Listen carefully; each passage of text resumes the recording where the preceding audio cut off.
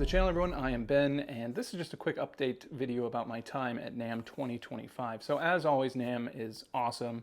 Got to see a lot of really cool stuff, saw a lot of familiar faces. They're familiar to me anyway. I'm pretty sure they have no idea who I am, but when it comes to my to-do list, that was the basis for my NAMM pre-show video, I got to see pretty much everything that I had wanted to see. And starting with the Goden Artisan guitars, they are simply beautiful. And when you see them up close and in person, and you're looking at that quilted maple on the top and then just playing them, the way they played was amazing.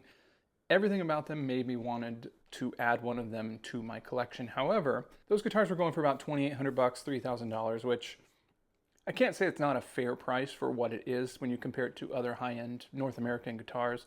Let's see, then I also saw Venus Guitars. Now, Venus Guitars, if you remember, was the guitar manufacturer that made guitars for women, by women. Got to play one of those for about 15 minutes, and pretty solid guitar. Like, yeah, it might be made for maybe a smaller person with maybe more delicate features, or whatever they say about it. But it was a pretty rockin' machine, sounded great, played great. Scale is a little bit shorter. It was 24 and a half, I think, or maybe even 24 inches. And the neck was a little bit thinner. It actually kind of reminded me a lot of playing my 66 Melody Maker, just how thin it actually was from E string to E string.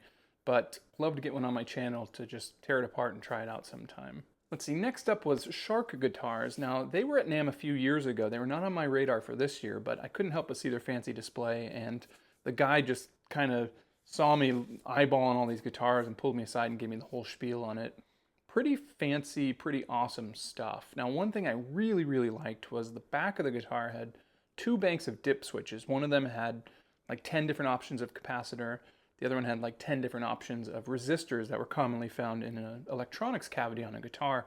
And I really like that you could just switch from a 047 capacitor to a 022 capacitor, or you could add them both up so you'd have like a 069 capacitor or 0069, however it is. But anyway, you could just dip switch whatever capacitor you wanted, which is important because you can also hot swap the pickups on this guitar. So say you don't want a humbucker in the neck, you can pull it out and put in a P90 like that.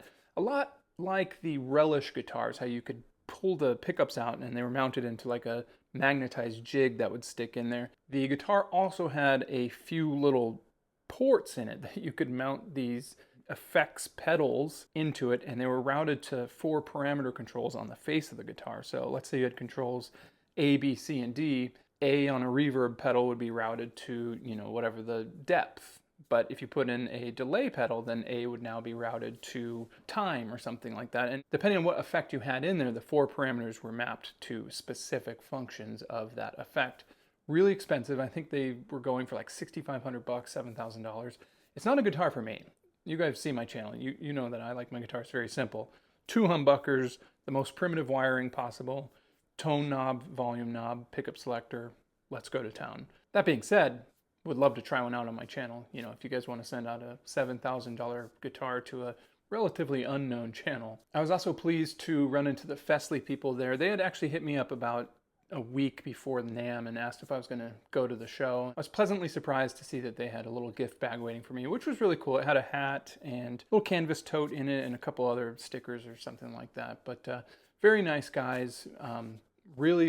Really liked their guitar, especially for the budget. You know, it was like a $250 package that had the guitar, the gig bag, a tuner, a strap, a cable, had a little sanding thing for the fret edges. I mean, it was a really complete package, and I think they were really eager to hear some input from me and other guitarists that they had invited about how maybe they can improve their marketing strategy. And honestly, it's such a competitive market in the, you know, Amazon.com guitar world that I don't think I really had any relevant advice other than, you know, just keep doing what you're doing, and, you know, word will spread, of course. Like the Jet guitars have certainly built up a reputation, or Harley Bentons have certainly built up a reputation in that tier. So I mean, I don't know what else you can do, really, right? Another guitar I'd been reading about before I went to NAMM that I was really curious to play was this Verso guitar. Now, they've been out for a few years, but they had their newest iteration of these weird guitars. It's really the only way to put it. But basically, it's a piece of wood that encompasses like the core of the guitar,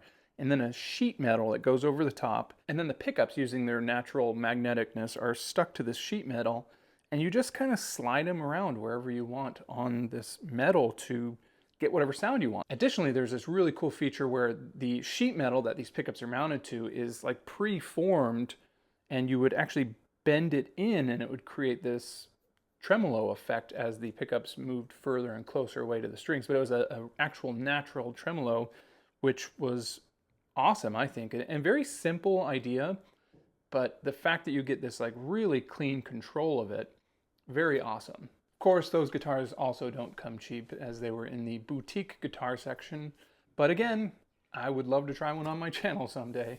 Got to talk to my friends at StringJooy. It was great to finally put some names to faces, and it's awesome to see just how much they are growing, because they really do have a great product, and you guys probably know this, but they've been a big help to my channel by sending me strings to put on my guitars, which is really cool that they are down to help out a pretty small channel like mine. And actually, we've got a collaboration coming up pretty soon with their sister company, Gun Street Pickup, so keep your eyes open for that. I think it's going to be a pretty cool little video. Now, I didn't get to see any Fenders or Gibson, as they were two of the couple companies there that were private event only, where you had to be basically invited into their space. But I do know that Fender came out with a new series of low budget guitars that are underneath the Fender brand.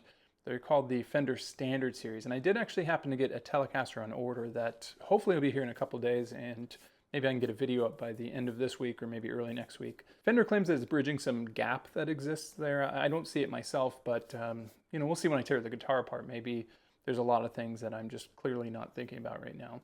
So keep your eyes open for that video also. Now, here's a question that I have for all of you Sterling by Ernie Ball fans out there. So I have not paid too much attention to Sterling by Ernie Ball. I think I mentioned in my previous video that I want to get one of those guitars and do a review on my channel, but I just don't know where to start. So I stopped by the Sterling booth, and you know, I'm looking at all the guitars. You've got your black pick guards, white pick guards, and then you got your tortoiseshell pick guards. And as I'm looking at this tortoiseshell pick guard and I'm approaching it, I realize it's not tortoiseshell at all, but it's just a white pick guard, like a 3-ply white, black, white pick guard. But then the tortoiseshell is just printed on the face of the white side for that 3rd ply. Has this been something that Sterling always does with their tortoiseshell, or is this a new development? I mean, if you can see this video and make it out, you can kind of see what I'm saying there is like it just doesn't look that great.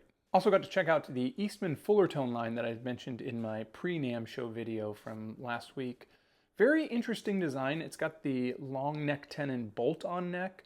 They say it increases sustain and player comfort. It played really nice to me. It sounded pretty decent, but it's also using some of Eastman's newer pickups. They've apparently developed a new stacked single coil for this guitar and some specialized humbucker. I'd like to do more in-depth testing on it, so I did pre-order one of those, but it shouldn't be here till March or maybe even April, so we'll both keep our eyes open for that package to arrive here. All right, 2 more things before I get out of here, and those are the 2 Company Grip NAMM Show Awards. Now, last year, the best guitar went to a Ernie Ball Majesty guitar, which even to this day is still one of the best guitars I've ever played in my life, but certainly for NAMM 2024. For NAMM 2025, I'm giving that award to the Cower Grippin guitar scene here.